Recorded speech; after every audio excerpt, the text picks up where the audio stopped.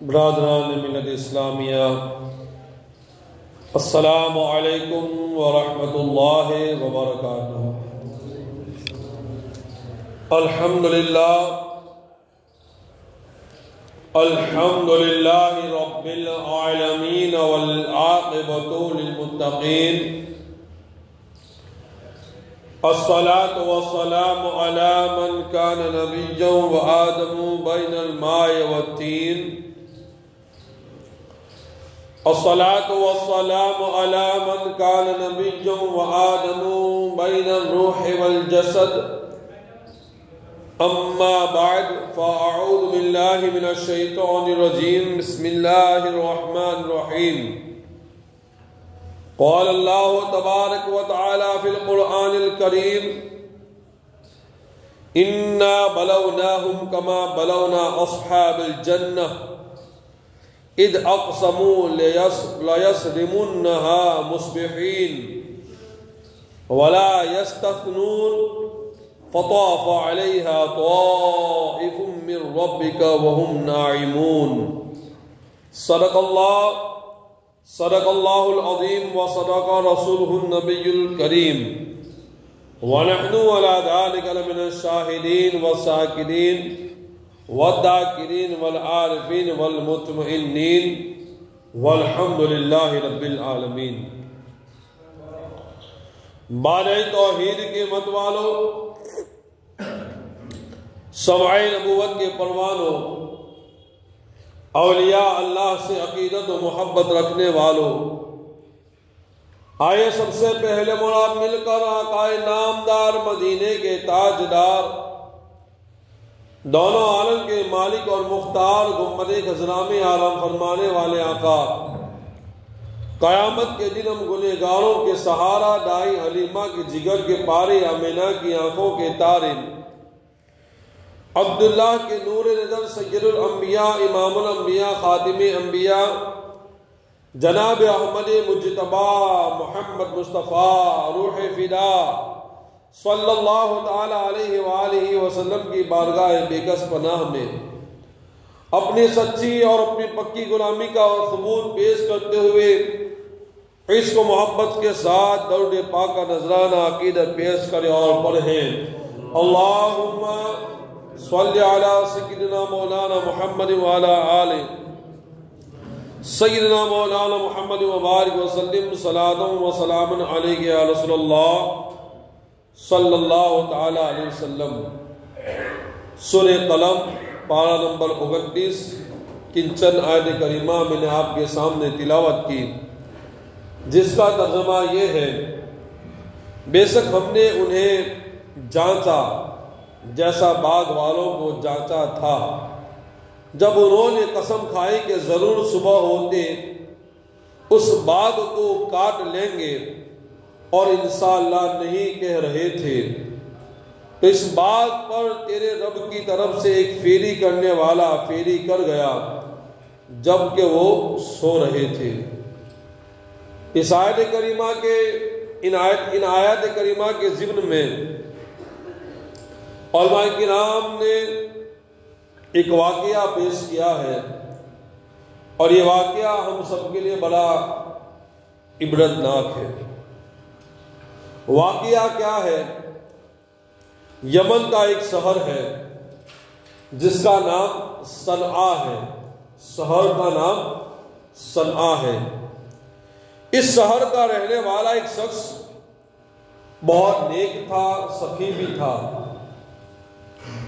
اس کے پاس یعنی اس شخص کے پاس ایک خوبصورت باغ تھا۔ اس شخص کی عادت تھی کہ باغ کے جتنے پھل خود بخود زمین پر گر جاتے، باغ کے اوپر، باغ میں جو درخت لگے تھے، درخت کے اوپر جو پھل لگتے ہیں اور پھل لگنے کے بعد جو پک جاتے ہیں وہ خود بخود زمین پر گر جاتے ہیں۔ تو یہ انسان جو پھل خود بخود گر جاتے، یہ فقیروں کو کہتا کہ یہ سارے پھل تمہارے لیے ہیں، جو خود بخود گرے یہ پھل تمہارے لیے ہیں۔ تم اٹھا لو۔ پھر جب باغ سے پھل توڑے جاتے، یعنی پھل پک جاتے، اب توڑنے کا موسم آتا، توڑنے کا سمے آتا، تو توڑے جاتے تو درختوں کے نیچے کپڑا بچھا دیتا، کپڑا بچھا دیتا۔ جو پھل کپڑوں پر گرتے وہ بھی فقیروں کو عطا کر دیتا۔ پہلا وہ پھل جو خود بخود گرا وہ بھی فقیروں کو دے دیا۔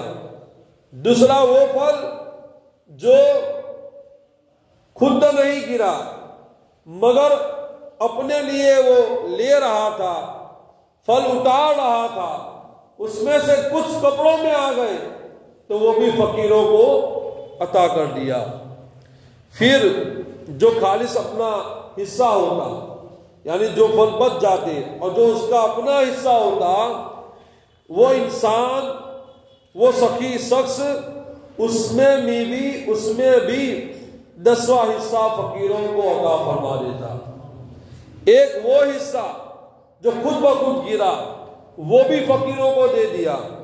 دوسرا وہ حصہ جو خود تو نہیں گرا بلکہ گرانے کی وجہ سے گر گیا وہ بھی فقیروں کو عطا کر دیا۔ اور تیسرا اپنا حصہ، اپنے لیے جو پھل اتارے اس میں سے بھی 10واں حصہ فقیروں کو عطا کر دیتا۔ کتنا بڑا یہ سخی انسان ہوگا، کتنا یہ بڑا سخی انسان ہوگا۔ اب ہوتا کیا ہے سنو، اس شخص کے 3 بیٹے تھے، یہ قرآنی واقعہ ہے، یہ قرآن سے یہ بات ثابت ہے۔ اس شخص کے 3 بیٹے تھے اور تینوں کنجوس تھے۔ باپ سخی تھا کہ فقیروں کو دے رہا تھا، مسکینوں کو مدد کر رہا تھا، اپنے حصے میں سے بھی فقیروں کو نواز رہا تھا، مگر اس کے 3 بیٹے کنجوس تھے۔ جب اس شخص کا انتقال ہوا، باپ کا انتقال ہوا، تو باغ ان تینوں بیٹوں کے قبضے میں آیا۔ اب انہوں نے سوچا ہمارے والد تو اکیلے تھے، ان کی اس لیے سخاوت کر لیا کرتے تھے، فقیروں کو دے دیا کرتے تھے۔ فقیروں کو اتنا مال دینے کے بعد بھی ان کے لیے کچھ کافی بچ جاتا تھا، بہت کچھ بچ جاتا تھا۔ مگر یہ تینوں بھائی آپس میں کہتے کہ ہم 3 ہیں اور تینوں کی اولاد بھی ہے، یہ تینوں کنجوس تھے ہی مگر تینوں کی اولاد بھی ہے، اگر ہم بھی اسی طرح یعنی باپ کی طرح اگر سخاوت کریں گے تو ہمارے پاس کوئی پھل باقی نہیں رہے گا، ہمارے پاس کچھ نہیں رہے گا، لہذا بہتری اسی میں ہے کہ ہم اتنی زیادہ سخاوت نہ کریں۔ ایک رات جب باغ کے پھل پک چکے تھے، اب دھیان سے سنو کیا ہوا۔ ایک رات جب پھل پک چکے تھے اور اگلے دن پھل توڑنے تھے کہ یہ تینوں نے منصوبہ بنایا، پلاننگ کی۔ کیا منصوبہ بنایا، کیا پلان کیا؟ اللہ تعالیٰ کہتا ہے اِذْ أَقْسَمُوا لَيُصْرِمُنَّهَا مُصْبِحِينَ، جب انہوں نے قسم کھائی کہ ضرور صبح ہوتے اس باغ کو کاٹ لیں گے، صبح ہوتے اس باغ کو کاٹ لیں گے، یعنی پھل اتار لیں گے، صبح ہوتے ہی ہم پھل کو نکال لیں گے۔ انہوں نے آپس میں قسمیں کھائی کہ صبح منہ اندھیرے لوگوں کے اٹھنے سے پہلے ہی باغ میں چل کر پھل توڑ لیں گے تاکہ فقیروں کو خبر نہ ہو اور نہ انہیں کچھ دینا پڑے۔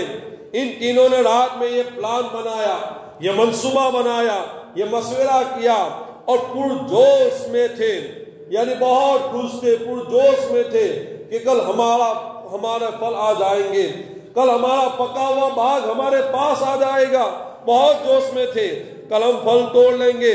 مگر انہوں نے ایک غلطی کی، ایک بھول کی۔ اول تو یہ کہ یہ کام ہی غلط کر رہے تھے، سخاوت سے منہ موڑ رہے تھے اور کنجوسی کا مظاہرہ کر رہے تھے۔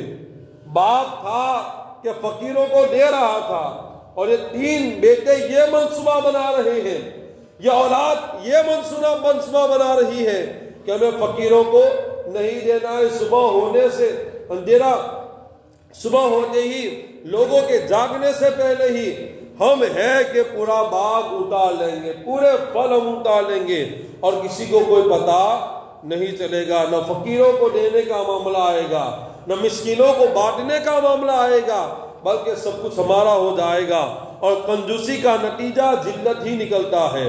اس کے ساتھ ساتھ انہوں نے ایک اور غلطی بھی کی، انہوں نے خود پر بھروسہ کیا، اور اللہ فرماتا ہے وَلَا يَسْتَثْنُونَ، اور انشاءاللہ نہیں کہہ کر رہے تھے، انہوں نے خود پر بھروسہ کیا کہ ہم قسم کھاتے ہیں ہم کل باغ کو اتار لیں گے، انشاءاللہ نہیں کہا، اپنے آپ پر بھروسہ کیا، یعنی اپنے منصوبے کو لے کر اتنے پرجوش اور بااعتماد تھے کہ انہوں نے انشاءاللہ بھی نہیں کہا، اپنے منصوبے پر بھروسہ کیا، صبح کو جلدی جلدی اٹھے، منہ اندھیرے ہی باغ کی طرف چل دیے، راستے میں ایک دوسرے کو کہتے جا رہے تھے اللہ يدخلنها اليوم علیکم مسکین، کہ ہرگز آج کوئی مسکین تمہارے پاس باغ میں نہیں آئے گا، نہیں آ پائے گا، یعنی جلدی چلو جلدی چلو، آج ہرگز کوئی مسکین فقیر تمہارے باغ میں نہ آنے پائے۔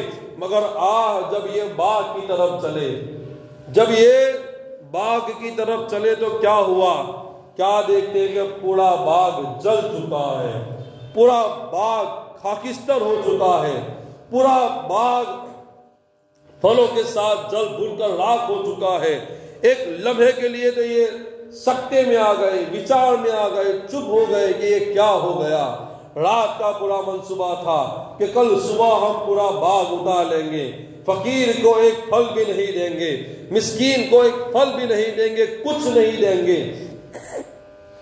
مگر صبح ہوتے ہی اپنے باغ کی طرف یہ تینوں بھائی جب چلتے ہیں تو کیا دیکھتے ہیں کہ پورا باغ جل چکا ہے۔ ایک لمحے کے لیے تو سکتے میں آ گئے، وچارنے لگے کہ یہ کیا ہو گیا، بلکہ بولے اِنَّا لَضَالُّونَ، بلکہ یہ لوگ کہنے لگے کہ بے شک ہم ضرور راستہ بھٹک چکے ہیں، ہمارا باغ یہ نہیں ہو سکتا، ہم دوسرے راستے چلے آئے ہیں۔ یعنی انہوں نے سوچ سمجھا کہ شاید اندھیرے کی وجہ سے ہم راستہ بھٹک گئے ہیں، کسی اور باغ میں آ گئے ہیں، یہ ہمارا باغ نہیں ہے۔ لیکن جب غور سے دیکھا تینوں بھائیوں نے تو یہ انہی کا باغ تھا، یہ انہی کا باغ تھا، بل نحن محرومون، قرآن کہتا ہے بلکہ ہم محروم ہو گئے، یہ تینوں بھائی کہتے ہیں ہم محروم ہو گئے، ہم تو برباد ہو گئے، ہم محروم ہو گئے۔ کسی کو سوچوں نے کب سرایا، وہی ہوا جو خدا نے چاہا، جو اختیار بصر پہ پہرا بیٹھا رہا ہے وہی خدا ہے، اللہ کی مرضی کے سوا کچھ نہیں ہوتا ہے۔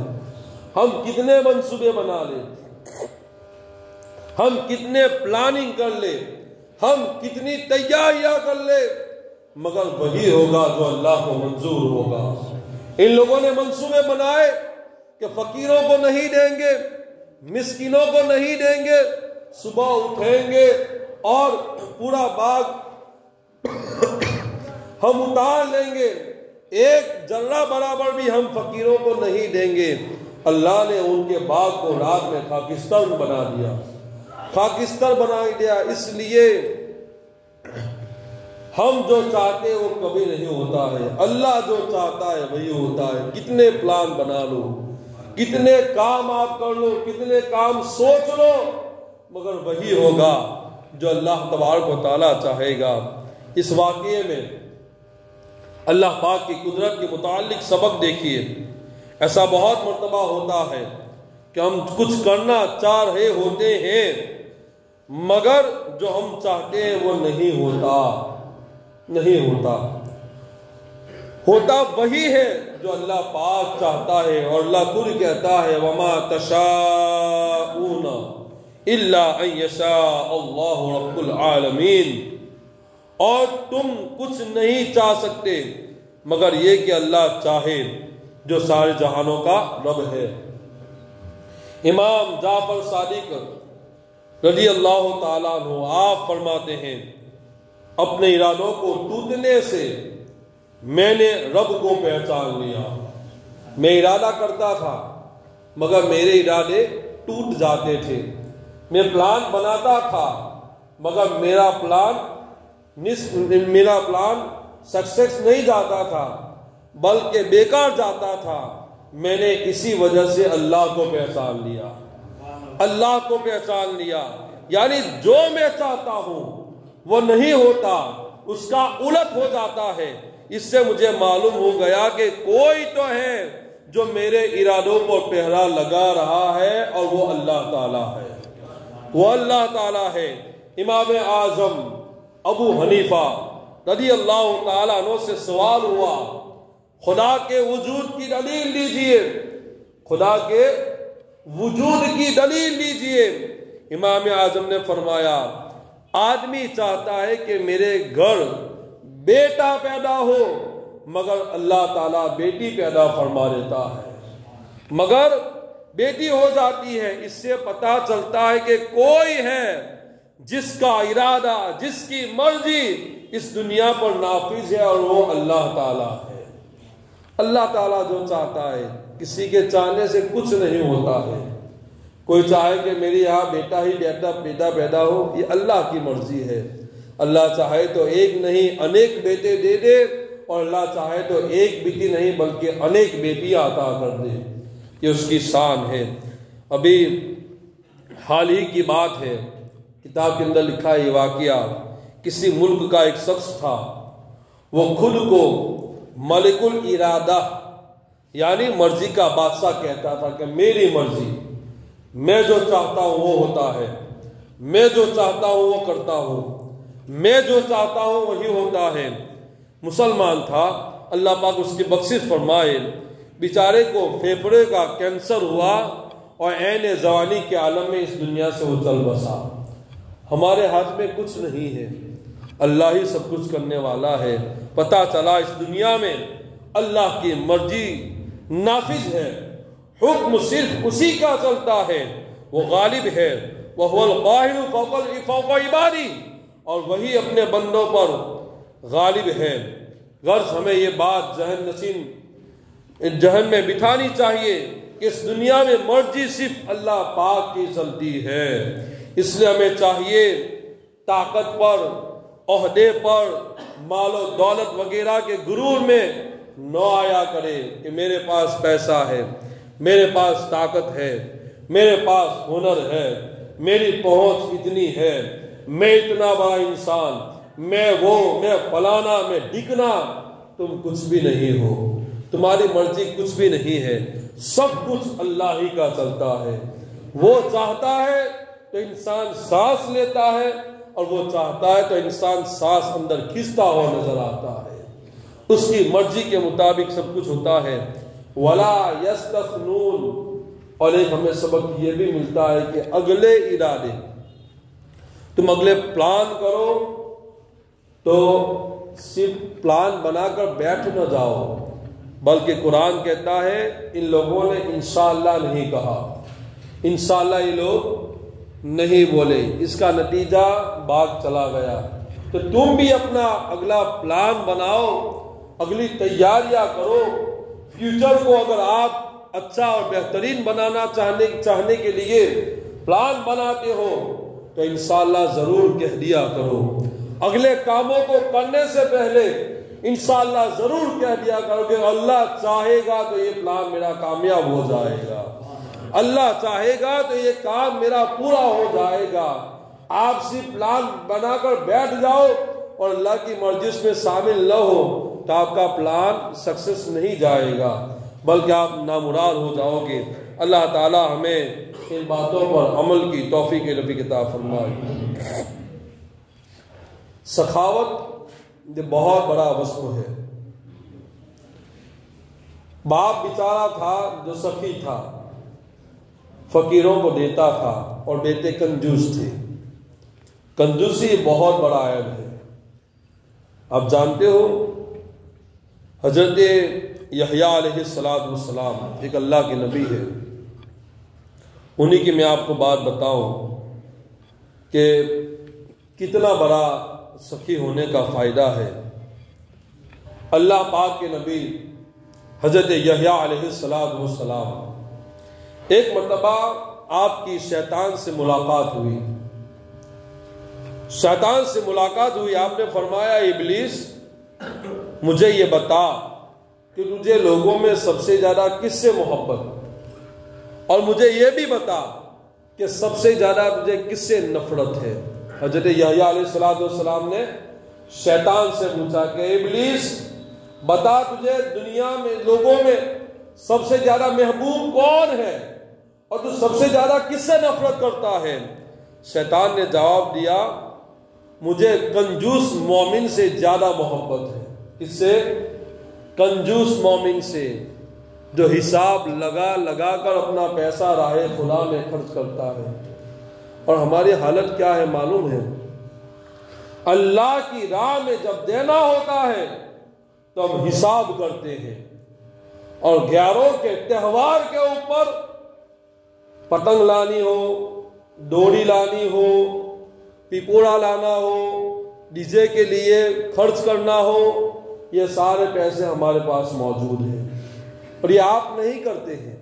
اس کا بھی ثبوت قرآن سے ہے کہ تمہارے دل میں شیطان وسوسے ڈالتا ہے، تمہارے دل میں شیطان خیالات ڈالتا ہے کہ یہ کام تم کرو، شیطان یہ چاہتا ہے کہ تم یہ کام کرو، اور اللہ کہتا ہے کہ تم میری راہ میں خرچ کرو گے میں تمہیں مغفرت عطا فرما دوں گا، تم میری راہ میں خرچ کرو گے میں تمہیں فضل سے نوازوں گا. اور شیطان کہتا ہے کہ تم اللہ کے راستے پر نہ چلو، بلکہ میں جو وسوسے ڈالتا ہوں تم اسی کے مطابق عمل کرو. آج نفسانیت کہاں پہنچ چکی ہے؟ آج ہماری حالتیں تو دیکھو کہ ہم کہتے ہیں کہ ٹھنڈی بہت ہے، فجر میں اٹھ نہیں سکتے ہیں، عشاء کی نماز میں حاضر نہیں ہو سکتے. یہ نفسانیت کی میں بات کر رہا ہوں کہ ہمارا نفس کتنا مضبوط ہے. ہم کہاں جا رہے ہیں؟ مزاروں پر آج لوگ چل کر جا رہے ہیں. آج سہولتیں ہیں، گاڑیاں ہیں، موٹر سائیکل ہے، خود کی گاڑیاں ہیں، سب کچھ سہولتیں ہیں. میں مزار پر جانے کا انکار نہیں کر رہا ہوں. یقیناً ہم اللہ والوں سے محبت کرتے ہیں، ہم پیار کرتے ہیں، مگر جاتے وقت جو چل کر جا رہے ہیں کتنی بے حیائی، کتنے شرمناک کام ہو رہے ہیں. لوگ اس پر کھانا بھی پیش کر رہے ہیں، لوگ اس پر چندہ بھی دے رہے ہیں. آپ ہی خود بتاؤ یہ نفسانیت نہیں ہے تو اور کیا ہے؟ ڈی جے لوگ بجا رہے ہیں، راستوں میں کھیل کود کا تماشا نظر آ رہا ہے، ویڈیو کے مادھیم سے لوگ چلا رہے ہیں، لوگوں کی جان جا رہی ہے. نہ جانے کتنے خرافات مزار اولیاء کے نام سے، اولیاء کے کرام کے نام پر آج عوام کرتی ہوئی نظر آتی ہے. وہ قوم جو اپنے گھر سے اس مسجد تک آنے کے لیے فجر میں تیار نہیں ہے، وہ کل رات چل کر آج آپ دیکھیں تو پوری ٹھنڈی کے اندر، پوری رات کے اندر چلتی ہوئی مزار پر جا رہی ہے. یہ کہاں کی انسانیت ہے؟ یہ کہاں کا انصاف ہے؟ نماز فرض ہے، اس کے طرف آنے کو کوئی تیار نہیں ہے. مزار پر جانا فرض نہیں ہے، نہیں جاؤ گے تو وہ ناراض نہیں ہوں گے، نہیں جاؤ گے تو کوئی گناہ نہیں ہوگا. اور آج ہم مسجدیں خالی ہے، آج نہ جانے کتنے لوگوں کی جمعہ چلی جائے گی، اس کا ہمیں کوئی افسوس نہیں ہے. اور نہ جانے کیسے کیسے کام آج مزارات کو لے کر ہو رہے ہیں. اپنے بچوں کو بھی یہ تعلیم دی جا رہی ہے، مدرسوں میں بچے نہیں آتے ہیں، اسکولوں میں بچے نہیں جاتے ہیں، کاروبار ہمارا پورا دین کا 2 دن کا کاروبار بند رہتا ہے. کتنے نقصانات گناؤں. اللہ اکبر، چھوٹے چھوٹے بچوں کے ذہنوں میں یہ چیزیں بس رہی ہے، یہ چیزیں بیٹھ رہی ہے. وہ جو تم کرو گے وہی تمہاری اولاد کرتی ہوئی نظر آئے گی. شریعت کہاں اس کی اجازت دیتی ہے؟ کون کہتا ہے یہ ساری باتیں؟ کون سمجھاتا ہے آپ کو یہ ساری باتیں؟ ایک چلا تو دوسرا بھی چل لیتا ہے. نہ عالم سے کوئی مسئلہ پوچھتا ہے، نہ عالم کے پاس کوئی آتا ہے کہ ہم یہ کام کریں یا نہ کریں. قرآن تو کہتا ہے کہ تمہیں کسی بارے میں اگر سمجھ میں نہیں آتا ہے تو آؤ علم والوں کے پاس آؤ، وہ تمہارے سوال کا جواب عطا کر دیں گے. قرآن کہتا ہے فَاسْأَلُوا، آپ پوچھو تو صحیح، آپ پوچھو تو صحیح علماء دین سے کہ ہم جو کام کر رہے ہیں، ہم جو یہ انجام دے رہے ہیں کام کو، یہ صحیح ہے یا غلط ہے، یہ تو پوچھو تو صحیح۔ کون پوچھتا ہے؟ ایک بڑے نے کہہ دیا، سب اسی کے پیچھے چل رہے ہیں، ایک بڑے نے کہہ دیا، اسی کے پیچھے سب دے رہے ہیں۔ اس طریقے سے نہیں ہوتا ہے۔ خیر، اللہ تعالی ہم سب کو ان ساری باتوں پر بچنے کی توفیق رفیق عطا فرمائے۔ درود پاک پڑھیں، اللہم صلی علی سیدنا مولانا محمد وعلی آل سیدنا مولانا محمد وبارک وسلم۔ تو حضرت یحییٰ علیہ السلام نے شیطان سے پوچھا، لوگوں میں تجھے کون محبوب ہے اور لوگوں میں تجھے کون، کس سے تو نفرت کرتا ہے؟ تو شیطان نے کہا کہ مجھے کنجوس فاسق سے بہت پیار ہے، اور کنجوس فاسق سے مجھے پیار ہے، یعنی جو اللہ کی راہ میں خرچ نہیں کرتا، جو کنجوس ہے۔ کنجوس تو اتنا برا ہے کہ خود کے لیے بھی خرچ نہیں کرتا ہے، اپنی ذات کے لیے، اپنے اولاد پر بھی خرچ نہیں کرتا ہے۔ یہ کنجوس اتنا برا ہوتا ہے، یہ بہت بڑی بری چیز ہے کنجوسی۔ اپنے اوپر بھی خرچ نہیں کرتا ہے، مومن سے زیادہ محبت ہے، اور نفرت مجھے فاسق سخی سے زیادہ ہے۔ فاسق کس کو کہتے ہیں؟ فاسق وہ جو کھلے عام گناہ کرے، کھلے عام داڑھی کتروائے، کھلے عام شراب پیئے، کھلے عام جھوٹ بولے، علل اعلان جو گناہ کرتے ہیں، اس کو فاسق کہا جاتا ہے، فاسق۔ مگر شیطان کہتا ہے کہ فاسق مومن جو سخی ہے میں اس سے نفرت کرتا ہوں، اور فاسق مومن جو کنجوس ہے میں اس سے محبت کرتا ہوں۔ اللہ اکبر۔ حضرت یحییٰ علیہ السلام نے پھر سوال کر لیا، وہ کیوں؟ کہ تجھے کنجوس مومن سے نفرت ہے، اور کنجوس مومن سے، سخی مومن سے تجھے نفرت ہے، اور کنجوس سے تجھے محبت، ایسا کیوں ہے؟ تو شیطان نے جواب دیا، کیونکہ کنجوس کی کنجوسی میرے لیے کافی ہے، جبکہ فاسق سخی کے بارے میں مجھے خوف رہتا ہے، مجھے ڈر رہتا ہے، مجھے یہ اندیشہ رہتا ہے کہ اللہ پاک اس کی سخاوت کو قبول کر لے گا۔ پھر شیطان نے واپس جاتے ہوئے کہا، اگر آپ حضرت یحییٰ علیہ السلام نہ ہوتے تو یہ بات میں تمہیں نہ بتاتا۔ کہنے کا مطلب یہ ہے کہ سخی اگرچہ فاسق ہے، مگر ہو سکتا ہے کہ اللہ اس کی سخاوت قبول کر لے اور اس کی بخشش فرما دے۔ تو فاسق بھی ہے مگر سخی ہے، پھر بھی یہ کام کا ہے، پھر بھی یہ اچھا ہے کہ فاسق ہی صحیح مگر سخی تو ہے۔ مگر فاسق ہو کر ہم کنجوس رہے، اللہ کی راہ میں نہ دیں، تو یہ بہت بڑی ہمارے لیے بدقسمتی ہے۔ اس لیے اللہ کی راہ میں خرچ کرو، اللہ کی راہ میں دو، اللہ کی راہ میں خرچ کرو، اپنے مال کو لٹاؤ۔ ہم کہاں لٹاتے ہیں؟ گیاروں کے تہواروں میں۔ ہم کہاں لٹاتے ہیں؟ نفسانیات کے اندر۔ ہم کہاں لٹاتے ہیں؟ دوسری چیزوں کے اندر۔ زکوٰۃ مکمل نہیں نکلتی ہے اور نفلی کاموں کے اندر پیسے لٹا رہے ہیں۔ زکوٰۃ مکمل نہیں نکلتی ہے اور اپنے بچوں کو ہاتھ کے اندر 2-3 ہزار روپے کا دوڑا پتنگ لے کر ہم اس کی نفسانیت کو آگے بڑھا رہے ہیں۔ یہ کہاں کے ہماری سوچ ہے؟ یہ کہاں کے ہمارے ارادے ہیں؟ اللہ خیر کرے۔ اب ایک ویڈیو 10 سیکنڈ کا ہے، ایک چھوٹے بچے کا غلطی سے کہیں پاؤں پھسل گیا ہوگا یا تار کے اندر ہاتھ لگ گیا ہوگا، وہ بچہ، چھوٹا سا بچہ ایک پتنگ کے لیے اس کی جان گوا دے گیا، اس کی جان چلی گئی، مگر پھر بھی ویڈیو دیکھتے ہیں، سمجھتے ہیں کہ اس معاملے میں یہ ہوا، ہم اپنے بچوں کو روکنے کی کوشش نہیں کرتے ہیں۔ لوگ سب کچھ کرتے ہیں اور ٹھوکتے عالم کے اوپر کہ عالم ہی کچھ نہیں بولتے ہیں۔ ہم کتنا سمجھائیں؟ آپ کے پاس بھی اللہ کی عقل دی ہے، آپ بھی شعور والے ہیں، آپ بھی سمجھ سکتے ہیں کہ یہ سارے کام ہونے چاہیے یا نہیں ہونے چاہیے۔ ایک مسئلہ بھی سمجھا دو، عورتوں کے تعلق سے درود پاک پڑھیں، اللہم صلی علی سیدنا مولانا محمد وعلی آل سیدنا مولانا محمد وبارک وسلم۔ عورت اکیلے حج کا سفر نہیں کر سکتی، آج تو مزار پر جا رہی ہے۔ بڑا اہم مسئلہ ہے آج کل، چونکہ سفری سہولیت بہت زیادہ ہو گئی ہے کہ ہزاروں کلومیٹر کا سفر آج 2-3 گھنٹوں میں طے ہو جاتا ہے۔ سفر کافی آسان ہو چکے ہیں، شاید اس وجہ سے لوگ اس مسئلے کی طرف توجہ نہیں کرتے۔ عموماً عورتیں تنہا سفر کرتی ہیں، حج و عمرہ کے لیے بھی محرم کے بغیر جاتی ہے۔ یاد رکھ لیجئے، عورت اپنے محرم رشتہ دار یعنی والد، بھائی، بیٹے، شوہر کے بغیر نہیں جا سکتی۔ تو آج تو ہماری عورتیں کہاں پھر رہی ہے؟ مزاروں پر اکیلی جا رہی ہے، حالانکہ مزار پر جانا ہی صحیح نہیں ہے عورت کا۔ پہلی بات تو یہ ہے، یہ مزار کا نہ صرف نام ہے کہ سلامی کرنے کے لیے جاتے ہیں، مزار کا نام مت لو، اللہ کے ولیوں کو بدنام نہ کرو، یوں کہو کہ اپنے نفس کو ہم مضبوط کرنے جا رہے ہیں، یوں کہو کہ ہم لہو لعب یعنی کھیل کود کے تماشے دیکھنے کے لیے جا رہے ہیں، یوں کہو کہ ہم میلوں میں چکر کاٹنے کے لیے جا رہے ہیں۔ اس طریقے سے سنیت کو بدنام نہ کرو، اس طریقے سے اللہ کے ولیوں کو بدنام نہ کرو۔